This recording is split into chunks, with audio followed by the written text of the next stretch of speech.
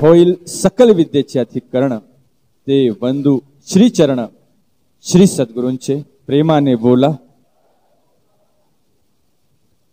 खऱ्या अर्थाने मगापासून या ठिकाणी एक भक्तीचा जागर, पिटीव भक्तीचा डांगोरा, कळी काळाशी दरारा। साक्षात काळ ज्याला घाबरतो ते परमेश्वराचं नाव या ठिकाणी घेतलं जातंय। घेता नाम विठोबाचे पर्वत जळतील पापांचे। मनुष्याच्या अगणित पापांना ज्या ठिकाणी संत जनानो शालन करण्याचं सामर्थ्य आहे, अशा परमेश्वराचं नाव या ठिकाणी घेतलं जातंय। सकलांसी येते आहे अधिकार, कलियुगी उद्धार हरीच्या नामे। ज्या नामामुळे कलियुगामध्ये देखील माणसाचा उद्धार होतो, असं गोड पवित्र नाम या ठिकाणी घेतलं जातंय। जो प्रभू परमात्मा आपला केला जातोय, विठ्ठल आमुचे जीवन, विठ्ठल आगमा निगमाचे स्थान, विठ्ठल सिद्धीचे साधन, विठ्ठल ध्यान विसावा, हा प्रभू परमात्मा आपलासा केला जातोय।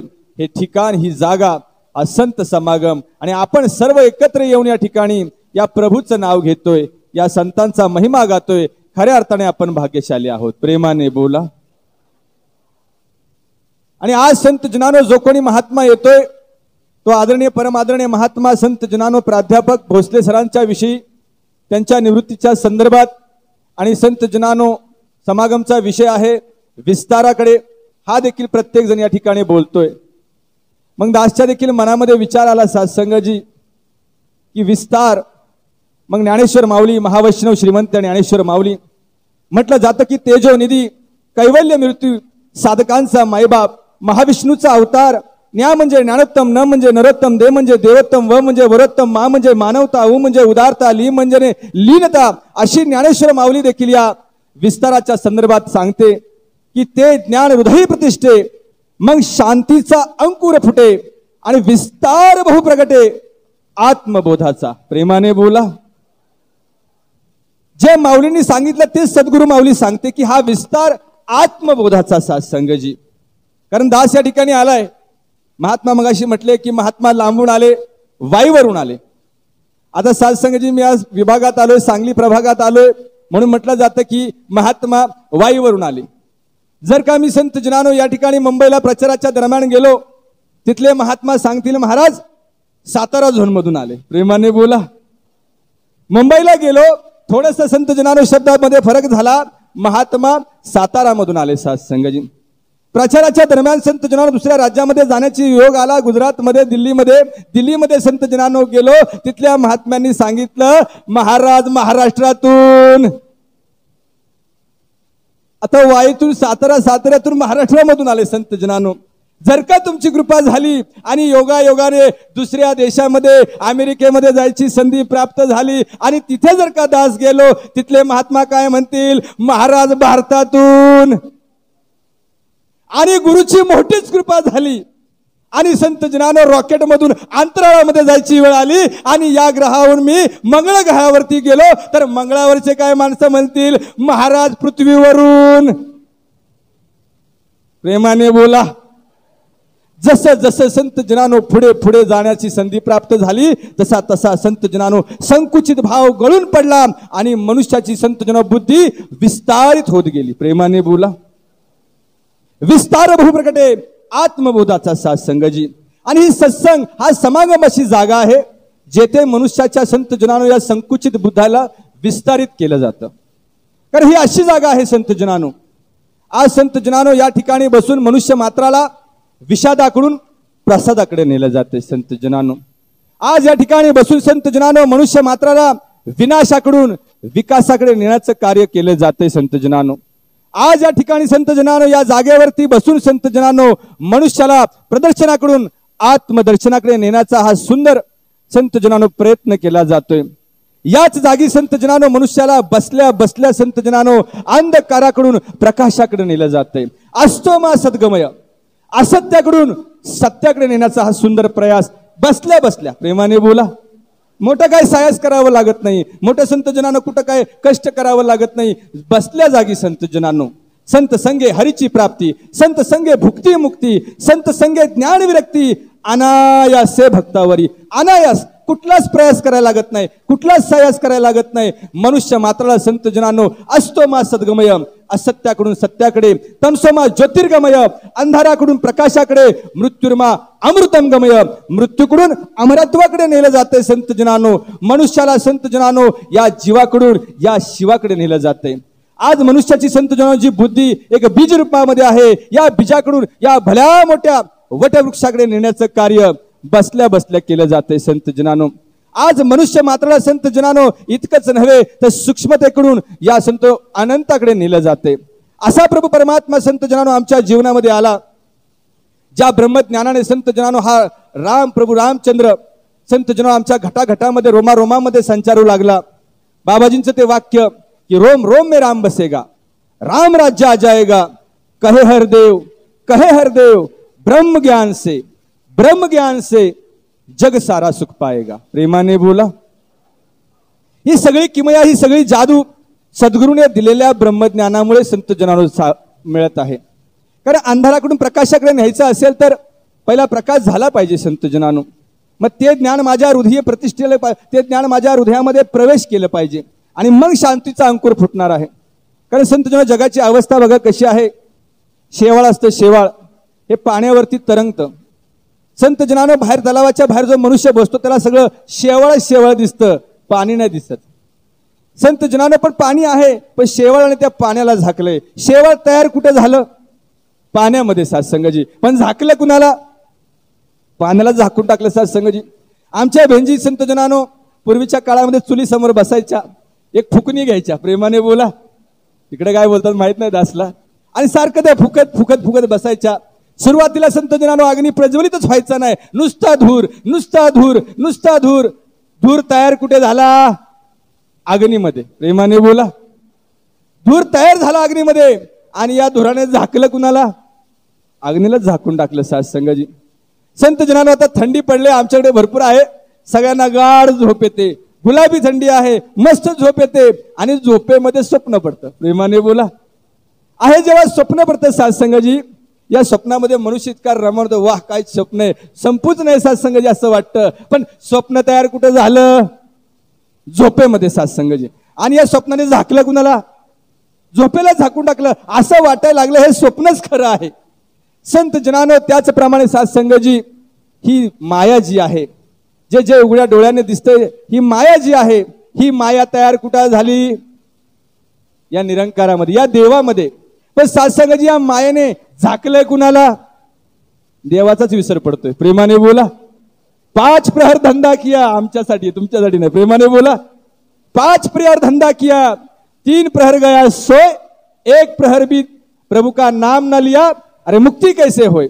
अरे 5 प्रहर आम्ही धंदा केला, 3 प्रहर आम्ही झोपा काढल्या आणि 1 प्रहर जरी आम्ही देवाचं नाव घेऊ शकत नसलो तर महाराज मुक्तीची अपेक्षा, मुक्तीची भाषा कशी काय करू शकतो? सात्संगजी अशी अवस्था मनुष्याची झाली होती आणि अशा या मनुष्याच्या जीवनामध्ये हे संत आले, जीवनामध्ये आले आणि आमचं जीवन जे पहिलं वन होतं. प्रेमाने बोला. बाबाजी जीवनाविषयी सुंदर म्हणतात की जीवन 3 शब्दांपासून बनलंय. जीवन. कारण म्हटलं जातं की हे जीवन नुसतं वन आहे. म्हटलं गेले बाबाजी सांगतात जीव आणि वन. हा जीव जोपर्यंत या प्रभू परमेश्वराला जाणत नाही, हा जीव जोपर्यंत या प्रभू परमात्म्याला प्राप्त करत नाही, हा जीव या प्रभू परमेश्वराची आराधना करत नाही, तोपर्यंत माणसाचं जीवन नुसतं वन वन वनासारखं आहे, भटकंती आहे सात्संगजी. कधी ह्या देवाला, कधी त्या देवाला, कधी खोबरं उदाळतोय, कधी गंडे दोरे घालतोय, कधी उपास करतोय, कधी तपास करतोय, कधी तीर्थाटन करतोय. प्रेमाने बोला. आम्ही आतापर्यंत केवळ प्रतिमेमध्ये अडकलेलो होतो, प्रतिमाच देव समजून बसलेलो होतो. पण सात्संगजी हे संत जगतापजी सारख्या महात्म्यांनी ज्ञान दिलं. ज्ञान दिल्यानंतर कळलं की बाबा रे, ही प्रतिमा म्हणजे देव नाहीये, देव तर यापेक्षा खूप वेगळा आहे. आज ज्ञानाच्या अगोदर आमची अवस्था होती. आता सात्संगजी खरं खरं सांगा, सत्याचा दरबार आहे. ज्ञानाच्या अगोदर आम्ही संत जनांनो भक्ती करत होतो. सात्संगजी देवळामध्ये जायचो, इकडे जायचो, तीर्थाटनाला जायचो. खरं सांगा सात्संगजी, देऊळ बांधलं कुणी हो महाराज? देवाने बांधलं का माणसाने? बोला की, काय घाबरायचे? प्रेमाने बोला. खरं बोला का? कशाला संतों भीती आहे? देऊळ कुणी बांधलं? माणसाने बांधलं सात्संगजी. देऊळ माणसाने बांधलं, लांबून लांबून चांगल्या दगडी विटा आणल्या, चिरा आणल्या, मस्तपैकी बांधकाम केलं, चांगल्या प्रकारचा इंजिनियर वापरला सत्संगजी, आणि आलिशान असं मोठं देऊळ बांधलं सत्संगजी. देऊळ माणसाने बांधलं. मग मला सांगा, देवाची मूर्ती कुणी बनवली? देवाने का माणसाने? चांगल्या प्रकारचा मूर्तिकार संत जनानोच्छिनी हातोडे घेतल्या, वेगवेगळ्या यंत्रसामुग्र्या घेतल्या, नाना तऱ्हेच्या कलरांचा वापर केला, आणि त्या मूर्तिकाराने सुंदर मूर्ती बघतच बसावा अशी मूर्ती बनवली. खाली सत्संगजी स्वतःचं नाव पण लिहिलं, मूर्तिकार राजेंद्र. प्रेमाने बोला. मूर्तिकार त्याचं नाव पण लिहिलं सत्संगजी. मूर्ती संत जनानोती बनवली पण देवाने, सत्संगजी माणसाने, देवाने नाही बनवली. सत्संगजी देऊळ बनवलं माणसाने, मूर्ती बनवली माणसाने. मूर्तीची प्राण प्रतिष्ठापना कोणी केली? काशिवने ब्राह्मण बोलावला. सत्संगी आमच्या इकडे मिळाला नाही, म्हटले काशिवने आणूया. काशिवने ब्राह्मण बोलवला, सगळ्या प्रकारच्या विधी केला, आणि त्या विधी करून त्या मूर्तीमध्ये प्राण प्रतिष्ठापना केली. देवाने का माणसाने? माणसाने. सत्संगजी सगळं देऊळ तयार झालं संत जनानो, मूर्ती डोळ्यासमोर होती. सत्संगजी सगळ्या प्रकारच्या गोष्टी झाल्या, प्राण प्रतिष्ठापना झाली, आणि मग आला विषय देवापुढं. दान पेटी कुणी ठेवली? देवानं का माणसाने? दानपेटी कुणी ठेवली?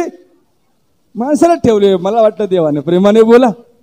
बरं, एके दिवशी अंधाराचा फायदा घेत सीसीटीव्ही कॅमेरा संदर्भ बंद असताना चोर आले आणि दानपेटी पळवून नेली. दानपेटी पळवून कुणी नेली? देवाने का माणसाने? देऊळ बनवलं पण माणसाने, मूर्ती बनवली पण माणसाने, प्रतिष्ठापना पण माणसाने, दानपेटी ठेवली पण माणसाने, आणि दानपेटी पळवून पण नेली. देवाने काय केलं? प्रेमाने बोला. ज्या माणसाने जी देवाची मूर्ती बनवली, त्या देवाला बनवलेल्या संत मूर्तीला तो फसवू शकतो, पण ज्या देवाने ज्या माणसाला बनवलं त्याला फसवणं सोपं नाही. सत्संगजी तुका म्हणून महाराज म्हणतात की तुका म्हणे का रे दाटून होटा वेडे, देव आहे तुम्हा पुढे. तुका म्हणे अवघेची चोर एक हरिनाम थोर. तुका म्हणे संत अवघेची खोटे एक हरिनाम गोमटे. हकारून सांगे तुका नाम घेता राहू नका. केवळ संत जनानो एक प्रतिमेमध्ये आम्ही देवाला पाहत होतो. एक छोटीशी संत जनानो आमची भक्तीची अवस्था होती. मला सांगा सत्संगजी, केवळ प्रतिमेची पूजा करून संत हा निराकार प्रभू परमात्मा जेवढा विशाल आहे, विस्तारित आहे. महात्मा मगाशी म्हटले, आकाशाच्या अति पलीकडे व्यापून असे जो दातार, समयाच्या सद्गुरूने त्याचं नाव ठेवलं. आमच्याकडे बारसं झालंय की देवाचं. काय नाव ठेवलंय? निरंकार. प्रेमाने बोला. तीन काल ये सत्य है, इसका आर न पार है, कहे हरदेव इसी को कहते, इसी को कहते निरंकार दातार है. तीन कालापासून सत्य आहे, अजून पण आहे, भूतकाळ भविष्यकाळ येणारा पण काळ सत्य है. इसका आर न पार है, आर नाही पार नाही, कहे हरदेव इसी को कहते निरंकार. हा निरंकार दातार आहे, याला आकार नाही. संत हा बेअंत आहे. एवढा विशाल प्रभू परमात्मा आम्हाला दिसायला लागला. आम्हाला कळायला लागलं बाबा प्रतिमे ही सुरुवात आहे. लहान बाळाला जसं आपण आईचा म मक्याचा असं शिकवतो, तशी ती प्रतिमेकडून आमची सुरुवात होती. पण बाबा रे, तो आमचा अंत नाही, तो आमचा शेवट नाही, ते आमचं पूर्णत्व नाही. संत जनानं साधू संत जीवनामध्ये आले तेव्हा कळायला लागलं की प्रतिमा केवळ संत जन मनुष्याला एक दिशा दाखवण्याचं कार्य करते. ज्याप्रमाणे आता आम्हाला भूक लागली, प्रेमाने बोला. बघा आठवण आली सगळ्यांना. लंगर आहे इथे आज आहे ना. महाराज म्हटले विशेष कार्यक्रम आहे, तुम्ही 10-15 मिनिटं पुढे गेले तरी काय हरकत नाही. सत्संगाजी भोजनाची व्यवस्था आहे. आणि आता इथं उठल्यानंतर संत जन महात्म्याने जर का तुम्हाला भोजनाच्या वेळेला जेवणाचं थाळी असणारं चित्र, त्याचा फोटो, सगळ्या प्रकारचे पदार्थ, संत सगळे शाकाहारी, सगळे आवडणारे, सगळे मिष्टान्न, सगळ्या प्रकारच्या थाळीचा फोटो तुमच्या पुढे ठेवला आणि म्हटले जेवा. प्रेमाने बोला. भूक लागले आणि फोटो, आणि मला म्हटलं महाराज बसा, तुम्हाला पंचपक्वान बनवले, तुम्ही लांबून आलाय, बसा इथे. आणि थाळीचा फोटो ज्याच्या जेवणाचे पदार्थ माझ्या समोर ठेवला आणि म्हटले म्हणा आता वदनी कवळ घेता. महाराज भूक थांबेल का हो? तहान लागली संत जनानं बोलून बोलून. महाराज पाणी द्या. महाराज पाण्याचा फोटो आणला नाही ना. महाराज तहान भागणार. सत्संगजी वाईला जायचंय म्हटले, महाराज गाडी घेऊन या, वाईला जायचंय म्हणून गाडीचा फोटो आणला. आता गाडीत बसा घरी जावा. प्रेमाने बोला. महाराज प्रत्यक्षात ती गाडी लागेल ना. सत्संगजी संसार करायचा आहे महाराज, लगीन करा, चांगली पत्नी करा आणि सगळा सुखाचा संसार केला म्हणून एखाद्या गोऱ्या गोमट्या बाईचा मला फोटो दिला, हिच्याशी लग्न करा, आता संसार करा, होईल का? फोटोतून नाही ना सत्संगाची, प्रतिमेकडून प्रत्यक्षाकडे नेण्याचं कार्य हा सद्गुरू आणि हे संत करतायत. कारण संत आम्हाला जीवनामध्ये आल्यानंतर कळत नव्हतं काय करावं. आज महात्मा भोसले सर शेवटी जाता आता म्हटले की काय काय लोकांपुढे निवृत्तीनंतर करायचं काय हा प्रश्न असतो. प्रेमाने बोला. एका कवीने सुंदर लिहिलं की निरोप हा शेवट नसतो, निरोप हा शेवट नसतो, अरे हा तर खरा आरंभ आहे. निरोप हा शेवट नसतो, हा तर खरा आरंभ आहे. नव्या ध्येयांची, नव्या स्वप्नांची हा तर खरा प्रारंभ आहे. सत्संगजी आता तर सेकंड इनिंग सुरू झाली आहे. प्रेमाने बोला. साप कसा कातडी संत जनो काट टाकतो आणि नव चैतन्य त्याला भेटतं. संत जनानो तसं त्यांना काट टाकून एक नवीन आयुष्य, नवीन दिशा, नवीन स्वप्न, नवीन संत जनो उमेद आज महात्म्यांना भेटलेली आहेत. आता हे रिटायर झाल्यावर काय काय जण काय करतात, मला तर खूप काम केलं आता जरा आराम करतो. प्रेमाने बोला. एक 25 वर्षाचा तरुण अशा दुपारच्या टायमिंगला मस्तपैकी झाडाखाली झोपला होता. सत्संगी त्या गावातला एक प्रतिष्ठित व्यक्ती त्या रस्त्याने चालला होता, मोठा सावकार होता. त्याने ते बघितलं. संत त्या तरुणाकडे गेला. अरे म्हटलं काय करतोयस? म्हटलं काय झालं? अरे म्हटलं तुला काय लाज शरम वाटते का नाही? म्हटलं काय झालं? अरे म्हटलं ऐन तरुणातला तू तरुण, ऐन गद्य 25शीतला तू तरुण, अशा वयामध्ये मग कष्ट करायचं राहिलं, मेहनत करायची राहिली, काहीतरी काबाड कष्ट करायचं राहिलं आणि खुशाल झाडाखाली झोपा काढतोयस, आराम करतोयस. तो तरुण पण काही साधा नव्हता, तो पण खट्याळ होता. प्रेमाने बोला. त्या तरुणाने म्हटलं महाराज तुम्ही म्हणताय ते आम्हाला पटतंय की कष्ट केलं पाहिजे, मेहनत केली पाहिजे, पण मला एक प्रश्न निर्माण झालाय. म्हटलं काय? म्हटलं कष्ट केलं, मेहनत केली तर काय होईल? सावकार म्हटलं अरे काय होईल म्हणजे तुझी एवढी चांगली जमीन आहे काळी, चांगलं पाणी आहे संत जनानो, चांगलं कष्ट कर, शेतामध्ये मेहनत कर, चांगलं पीक येईल. तरुण म्हटला पीक आल्यावर काय होईल? सावकार म्हटला अरे पीक आल्यावर काय होईल म्हणजे आता सरकार संत जनानो चांगला भाव पिकाला देते, चांगलं पीक काढ, चांगला भाव मिळेल, चांगले पैसे तुला मिळतील. तरुण म्हटला पैसे आल्यावर काय होईल? सावकार म्हटला अरे पैसे आल्यावर गावामध्ये कधी 2-3 गुंठा जागा बघ, चांगली जागा बघ आणि चांगलं टुमदार घर बांध. तरुण म्हटला घर बांधल्यावर काय होईल? सावकार म्हटला अरे एवढं मोठं घर बांध, बंगला बांध, गावातल्या लोकांमध्ये चर्चा होईल, तरुण मेहनती आहे, उमेदी आहे, एखादी गोरी गोमटी मुलगी बघतील, तुझं लगीन लावून देतील. तरुण म्हटला लगीन झाल्यावर काय होईल? सावकार म्हटला तर हे पण तुला मी सांगायचं का? प्रेमाने बोला. अरे सावकार म्हटला अरे लगीन झाल्यावर तुला सुंदर सुंदर गोरी गोमटी मुलं होतील. तरुण म्हटला मुलं झाल्यावर काय होईल? संत सावकार म्हटला अरे मुलं झाल्यावर चांगल्या शाळेमध्ये टाक, CBSE pattern, English medium pattern चांगल्या शाळेमध्ये टाक, त्यांना चांगलं शिक्षण दे, ते शिक्षण घेतील, स्वतःच्या पायावरती उभे राहतील. म्हटले स्वतःच्या पायावरती उभे राहिल्यावर काय होईल? अरे सावकार म्हटला अरे तुझी संत जन सगळी जबाबदारी मुलं घेतील, तुला रिटायर करून टाकतील. रिटायर झाल्यावर काय होईल? सावकार म्हटला अरे रिटायर झाल्यावर तुला मस्तपैकी आराम करता येईल. तरुण म्हटला मग मी आता काय करतोय?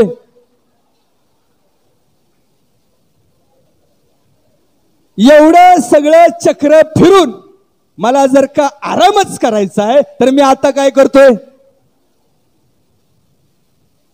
पण सत्संगजी साधू संत समजावतायत रिटायर झाल्यावर आराम नाही करायचा आहे, आराम हराम. प्रेमाने बोला. कुठे बसले भोसले सर? रिटायर झाल्यावर आराम करायचा. अवतारांनी सांगितले म्हणून सांगतो. खाणे पिणे आणि झोपणे जीवनाचा नाही आधार.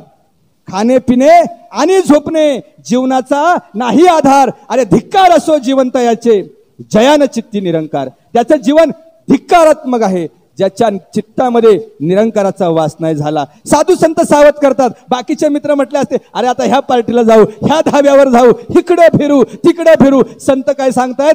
आराम हराम आहे. प्रेमाने बोला. आता तर सेकंड इनिंग सुरू झाले, आता तर खऱ्या जीवनाची सुरुवात झाली. सत्संगजी आतापर्यंत संत जनाने भरपूर काय कुटुंबासाठी केलं, आता गुरुसाठी करायची वेळ आली. प्रेमाने बोला. आणि गुरुसाठी करून घेणारा पण गुरुच आहे, आपण नाही करू शकत सत्संगजी.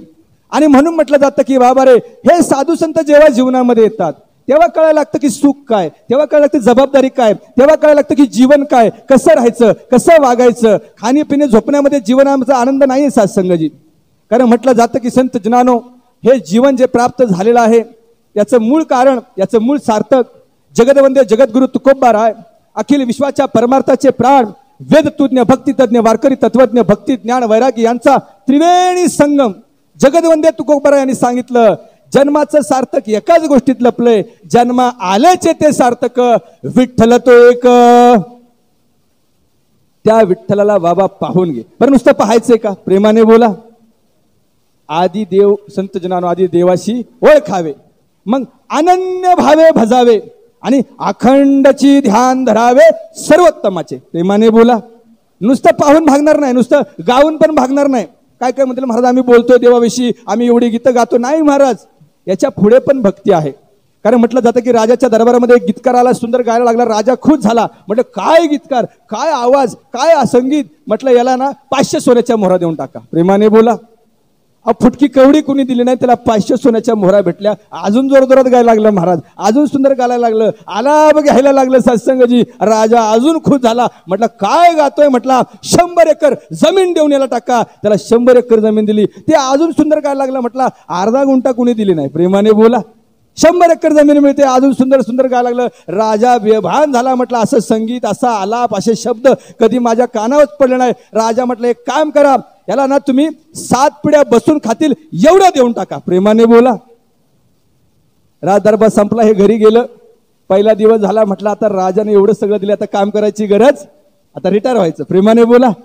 आता काय गरज आहे सत्संगाची, सगळं काय दिलंय. 7 पिढ्या बसून खातील एवढी प्रॉपर्टी. 1 दिवस झाला, 2 दिवस झाले, 3 दिवस झाले, 4 दिवस झाले. 100 मोहरा महाराज, फुटकीचं दवडी घेऊ कुणी आलं नाही. प्रेमाने बोला. वाट बघतोय कधी येईल सत्संगाची. अर्धा गुंठा जमीन नाही, 100 एकर पण नाही आली. सत्संगाची आठवडा निघून गेला, 10 दिवस निघून गेले. याला वाटलं राजा एवढा मोठा आहे, कामाच्या गडबडीत विसरून गेला असेल. म्हणून संत जनानो 10 दिवसानंतर तो राजाच्या दरबारात गेला. दरबारात गेल्यानंतर राजाची भेट घेतली. दरबारामध्ये गेल्यावर राजाला विचारलं, अहो राजेसाहेब ओळखलं का? राजा म्हटलं का नाही ओळखणार, अरे तुझ्यासारखा गीतकार मी पहिल्यांदाच बघितला. तेव्हा त्याने विचारलं, राजेसाहेब तुम्ही मला एक शब्द दिला होता, आठवतोय का? म्हटलं आठवतोय. म्हटले मग तेव्हा तुम्ही म्हटला होता 100-500 सोन्याच्या मोहरा. म्हटलं हो म्हटलं होतो. 100 एकर जमीन. हो म्हटलं होतो. म्हटलं 7 पिढ्या बसून खातील एवढी प्रॉपर्टी. हो म्हटलं होतो. त्याचं काय झालं? अहो म्हटले राजेसाहेब शब्द पाळणार कधी? राजेसाहेब म्हटले कसला शब्द पाळायचा? त्या दिवशी तू माझ्या दरबारामध्ये आलास, सुंदर गीत गायलं, चांगले आलाप घेतला, माझ्या कानांना आनंद मिळत होता, तू माझ्या कानांना आनंद देत होता. मग संत जनो माझं पण काहीतरी कर्तव्य बनतंय, तू माझ्या कानांना खुश करत होता. मी पण बक्षिसावर बक्षिस, बक्षिसावर बक्षिस, बक्षिसावर बक्षिस सांगून तुझ्या कानांना खुश केलं. तू माझ्या कानांना खुश केलं, मी तुझ्या कानांना खुश केलं. आता देण्या घेण्याचा विषय राहिलाच कुठं? प्रेमाने बोला. आमचं असं होत नाही ना सत्संगाची. प्रेमाने बोला. आम्ही इतरांच्या कारणांना खुश करतोय, ते इतर आमच्या कारणांना खुश करतोय. अरे वा महाराज काय महात्मा. सत्संगाची एवढीच भक्ती नाही. सत्संगाची याच्या भक्तीची तर अवस्था खूप वेगळी आहे. जग क्या जाने भक्ती क्या है, प्रभु को पाना भक्ती है, छोड़ के सारे लगडे झगडे गुरु रिझाना भक्ती है.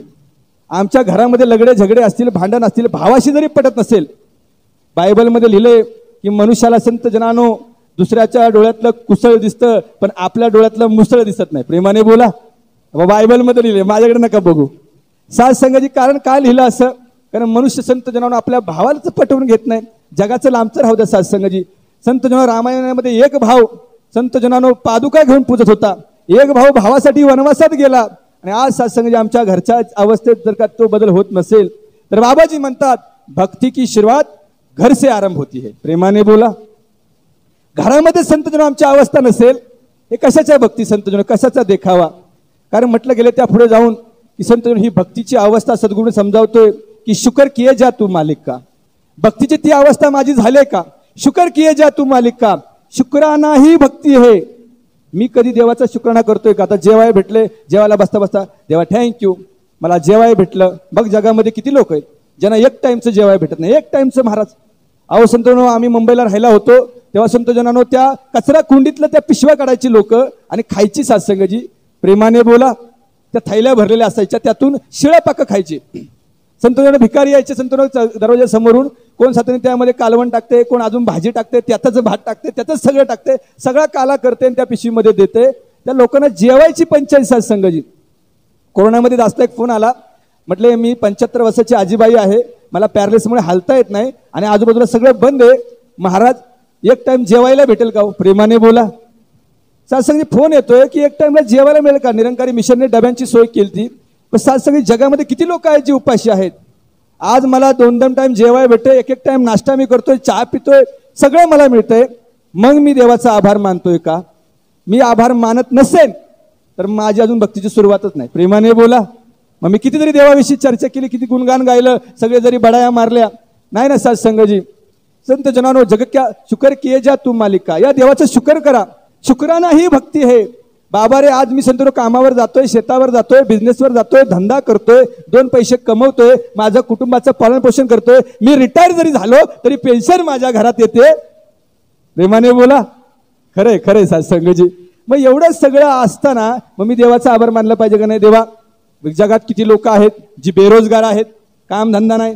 काही लोक आहेत त्यांना शेतीवाडीच नाही, पण शेतीवाडी आहे तर माळराने पिकतच काय नाही. सत्संगजी मी देवाचा आभार मानला पाहिजे की मी नोकरी करतो, काहीतरी शेती करतो, काहीतरी व्यवसाय करतो, काय सरकारचं पेन्शन मला येते. देवाचा आभार मानला पाहिजे की नाही? थँक्यू देवा, थँक्यू सद्गुरू, मी तुझा आभार मानतो, तुझ्यामुळे जीवनामध्ये मला 2 पैसे मिळतात, माझं घर चालतंय. कधी आभार मानलं, कधी शुक्राना केला? मी देवाचा आभार मानला पाहिजे की सत्संगजी मी चालतोय फिरतोय. मी हॉस्पिटलमध्ये असं एकदा गेलो होतो एका महात्म्याला बघायला. ह्या पेशंटवर पॅरालिसिस वालं, त्या पेशंट त्या खाटेवर डायलिसिस वालं, त्या खाटेवर की कोमामध्ये गेले, त्या खाटेवर दुर्धर आजाराने, एकाला कॅन्सर, एकाला डायबिटीस. सत्संगजी मी देवाचा आभार मानला पाहिजे. अरे मी चालतोय फिरतोय. जगात किती लोक अशी आहेत एकाच स्ट्रेचरवर आहेत, एकाच खाटेवर झोपून आहेत. अरे आम्ही तर सत्संगचा आनंद घेतोय, ह्या गावाला, त्या गावाला, विट्याला, सांगलीला, खानापूरला. सत्संगजी मी देवाचा कधी आभार मानले का? नसेल मानलं तर माझ्या भक्तीची सुरुवातच नाही. मी देवाचा आभार मानलं पाहिजे. मी माझ्या कुटुंबासोबत आहे, कुटुंब माझ्यासोबत आहे. बघा सत्संगजी मिलिटरीची लोक लांब लांब 5-5 महिने 4-4 महिने त्या हिमालयात, त्या डोंगरावर, त्या बर्फावर सिक्युरिटीसाठी असतात, तैनातीसाठी असतात आणि वर्षावर्षानं घरी येतात. प्रेमाने बोला. एकुलतं एक पोरगा असतं पण त्याला बघायला भेटत नाही. सत्संगजी माझ्यासोबत परिवार आहे, माझ्यासोबत कुटुंब आहे. मी देवाला कधी आभार मानला की थँक्यू देवा, तुम्हाला अशा सुस्थितीत ठेवलंय की माझ्या परिवारासोबत मी आहे. मी देवाचा आभार मानला पाहिजे की मी जिवंत आहे. प्रेमाने बोला. आता जिवंत जर नसेल हा आनंद काय भेटणार आहे का? ही प्रसादी काय भेटणार आहे का? साल सत्कार काय भेटणार आहे का? भोसले महाराजांचे सन्मान झालेला बघायला भेटणार आहे का? संतांचं दर्शन भेटणार आहे का? जीवनामध्ये आनंद भेटणार आहे का? जिवंत असेल तर सगळं ना महाराज. आज मी देवाचा आभार मानला पाहिजे. हे श्वास त्याच्यामुळे प्राप्त झालेत, हे श्वास मिळालेत म्हणून मी हे जीवन जगतोय. मी देवाचा आभार मानला पाहिजे. देवा हे तू श्वास मला दिलेत ना, हे अनमोल आहेत, किमती आहेत सत्संगी श्वास, आणि हे श्वास तुम्हाला देतोयस त्याबद्दल मी तुझा ऋणी आहे, मी आभारी आहे आणि आभारी राहीन. कारण येणारा प्रत्येक श्वास माझ्यासाठी तू उपलब्ध केलायस. एका श्वासाची किंमत एवढी आहे की महाराज मरायला टेकलेला पुत्र एकुलता एक, राजाने दवंडी पिटवली की वैद्यांना एक काम करा, पाहिजे तेवढा पैसा देतो. मला ज्याशी थोडंसं बोलायचंय शेवटचं की याचे काही श्वासाला वाढवून द्या. वैद्य म्हटले महाराज आमच्याच्यानं जमणार नाही. शेवटची 2 मिनिटं गेली, रजा गेली. प्रेमाने बोला. सत्संगजी आमच्याच्यानं जमणार नाही. सत्संगजी हे आमच्या हातात नाही. सत्संगजी राजा म्हटला रे कमी पडते का? अख्खा राजपाट देतो, राजवैभव देतो, 1-2 श्वास तरी याला द्या. सत्संगजी डॉक्टर म्हटले आमच्या हातात नाही. अरे म्हटले कमी पडतंय का? कुबेराशी युद्ध करतो, कुबेराशी युद्ध करून 3 लोकातलं वैभव जिंकून घेतो, सगळं तुमच्या पायापाशी टाकतो. अरे 1 श्वास तरी याला द्या. डॉक्टर म्हटले आमच्या हातामध्ये. त्रिलोकातलं वैभव जरी डॉक्टरच्या पायावरती टाकलं 1 श्वास मिळत नाही महाराज. एवढा महागडा एवढा श्वास आहे सत्संगजी. बाबाजी तर नेहमी सांगतात हे मनुष्या एवढा कॉस्टली एवढा महागडा श्वास की त्रिखंडातलं वैभव देऊन 1 श्वास मिळत नाही. आणि तू बाबाजी म्हणतो तू काय करतोयस?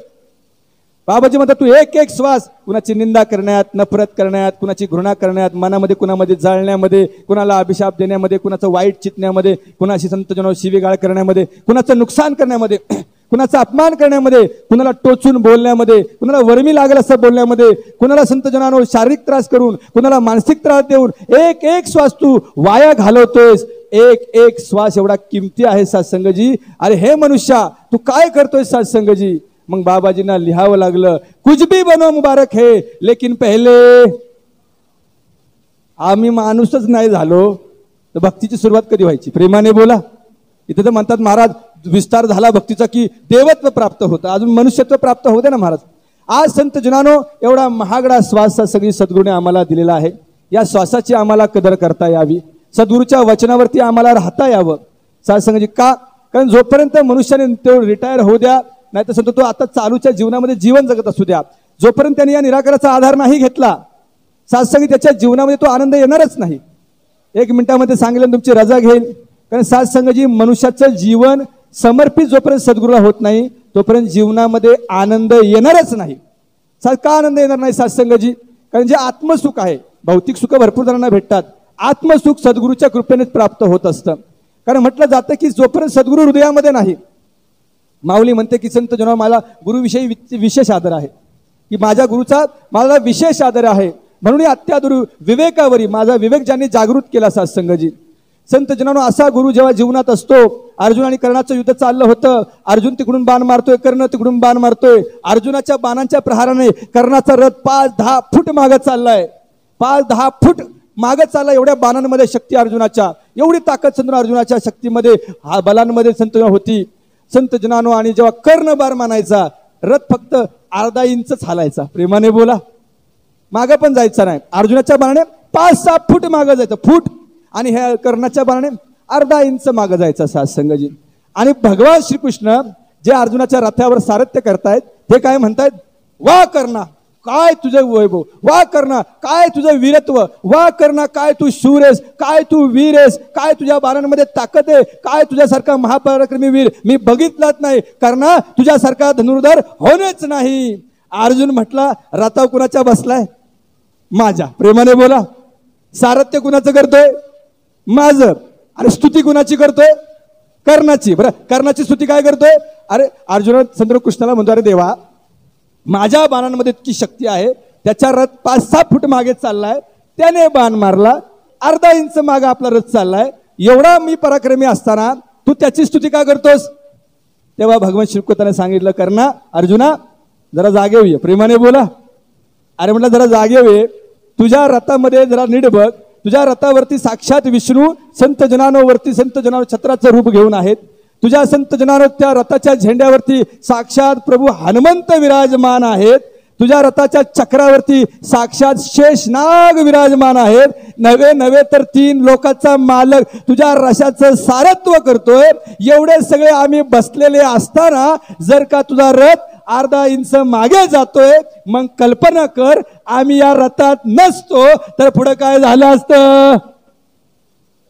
प्रेमाने बोला, सांगण्याचं तात्पर्य तेच आहे. आम्हाला किंमत आहे महात्मा, महापुरुष, आदर सत्कार, प्रेम, महात्म्यांच्या गळ्यात शाली, महात्म्यांचं दर्शन, हे सगळं का आहे? जोपर्यंत आमच्या या शरीरूपी रथामध्ये हा भगवंत विराजमान आहे तोपर्यंत आमचा रथ, मग किती जरी संकट येऊ द्या, किती लोकांनी त्रास देऊ द्या, किती काही होऊ द्या, महाभयंकर संकट येऊ द्या, मृत्यू जरी समोर आला, महाभयंकर संकट येऊन जरी तुला हैराण करी, सद्गुरू क्षणात येऊन प्रसंगातून पार करी, क्षणामध्ये येईल आणि प्रसंग सगळं संकट निवारून टाकेल. साधसंगजी एवढं सामर्थ्य त्या सद्गुरूमध्ये आहे. साधसंगजी एवढा सद्गुरू साधसंगजी आमच्या बरोबर आहे, आमच्या अंतःकरणामध्ये आहे. अंतःकरणामध्ये असल्यामुळे साधसंगजी आमचा विजय होतोय, आम्हाला मान सन्मान मिळतोय, आमची वाहवा होते. संत जनदास एवढं सांगेल की प्रत्येक मनुष्याने आज हे जीवनरूपी युद्ध जगताना हे मोहमायेचे बाण चालणार, आमच्यावर पण येणार आहेत, तिकडून करणं आमच्यावर मोहमायेचे बाण मारतोय. सत्संगजी हे मोहमायेचे बाणांपासून आमचा रक्षण करण्यासाठी जोपर्यंत आमच्या अंतःकरणामध्ये हा श्रीकृष्ण सारथी आहे तोपर्यंत आमचं या मोहमायापासून रक्षण होणार आहे. आणि जेव्हा आम्ही या निराकाराची साथ सोडू किंवा त्याचा विसर पडेल तेव्हा मात्र आमचं काय खरं नाही. सत्संगी तर या आज सद्गुरू आपलासा करूया. दिलेला वेळ संत महात्म्यांनी दिला होता तो सद्गुरूच्या चरणावरती समर्पित केला. बोलण्याच्या ओघामध्ये दासचार्य मुखातून काहीतरी संत शब्द निघाला असेल, तुमच्या अंतःकरणाला लागला असेल तर दासला क्षमा करा. जाता जाता एवढंच दास सांगेल, या सद्गुरूला विसरू नका. या सद्गुरूचा क्षणोक्षणी आभार मानूया. हा सद्गुरू ब्रह्मा आहे कारण ब्रह्मातून मुक्ती केली. हा सद्गुरू विष्णू आहे कारण विघ्नातून दूर केलं. हा सद्गुरू शंकर आहे, शंका आमच्या दूर केला. हा सद्गुरू दुर्गा आहे, सत्र दुर्गती आमची थांबवली. हा सर्व काय आहे म्हणून म्हटलं जातं की 3 लोक 9 खंड में गुरु से बडा न कोय, करता करे न कर सके गुरु करे सो होय. प्रेमाने बोला.